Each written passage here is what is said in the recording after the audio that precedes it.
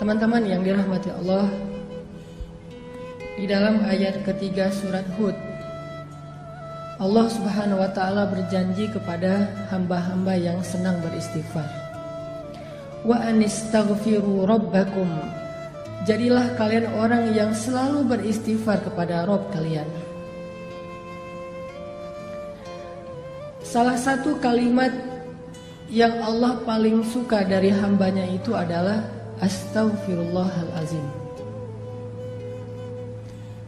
Jadi kalau kita pengen Allah itu senang kepada kita, kalau kita pengen Allah itu sayang sama kita, sering-seringlah ucapin astaghfirullahalazim. Sekali kita ngomong astaghfirullahalazim, sayang Allah sama kita itu bertambah. Itu kalau kita analogiin mirip kayak seorang suami yang kalau pengen nyenengin hati istrinya, maka dia memuji istrinya. Pernah?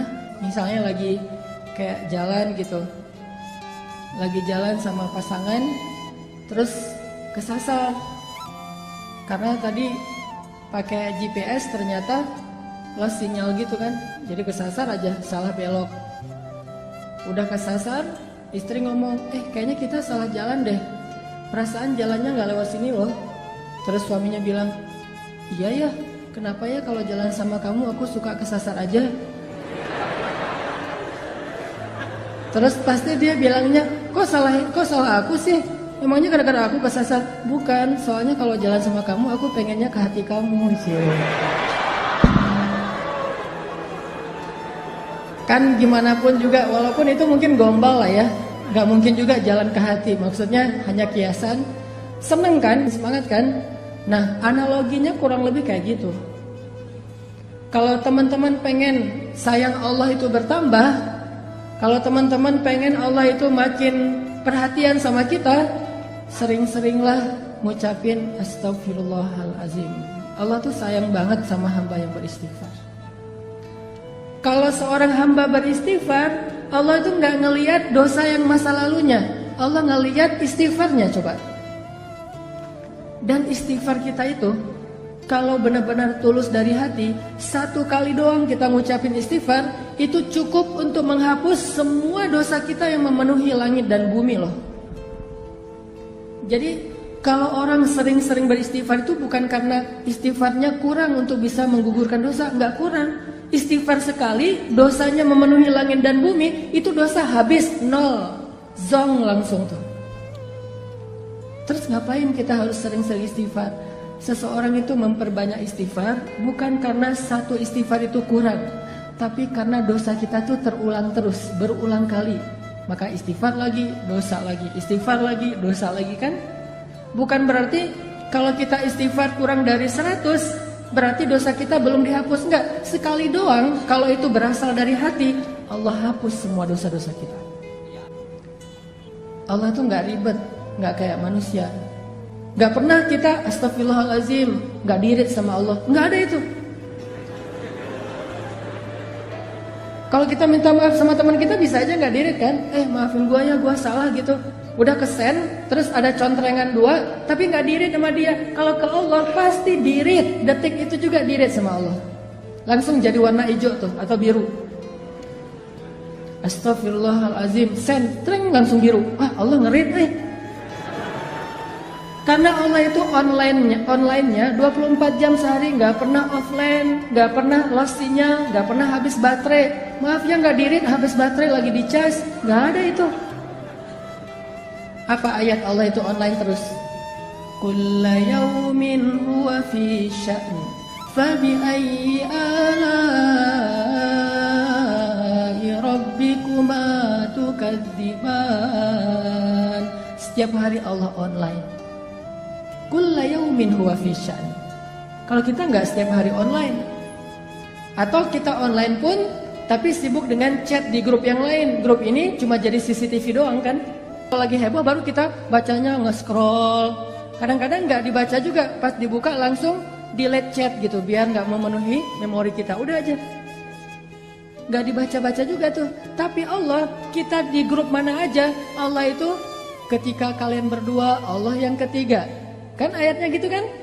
Jadi kita bikin grup berdua nih, Allah ada loh sebagai admin malah.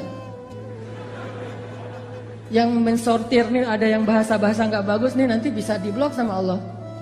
Kalau kita bikin grup bertiga, Allah yang keempat. Kita berempat, Allah yang kelima. Wa huwa ma'akum aina ma kuntum. Allah itu bareng dengan kita terus dimanapun kita berada. Jadi teman-teman, poin pertama kita pagi ini apa? Kata-kata yang Allah paling suka dari kita itu salah satunya adalah Astaghfirullahalazim. Jadi kalau kita pengen Allah senang sama kita, kalau kita pengen Allah itu sayang sama kita, kalau kita pengen Allah lebih perhatian sama kita, coba dawamin sering-sering bilang Astaghfirullahalazim, Astaghfirullahalazim. Allah pasti tersenyum. Itu hadis Nabi, kalau Allah itu tersenyum mendengar istighfar hambanya. Walaupun kita nggak perlu mengimajinasikan tersenyumnya Allah itu kayak tersenyumnya manusia, nggak perlu, karena kita nggak tahu zat Allah kayak gimana. Yang pasti kalimatnya tabassam, Allah itu tersenyum.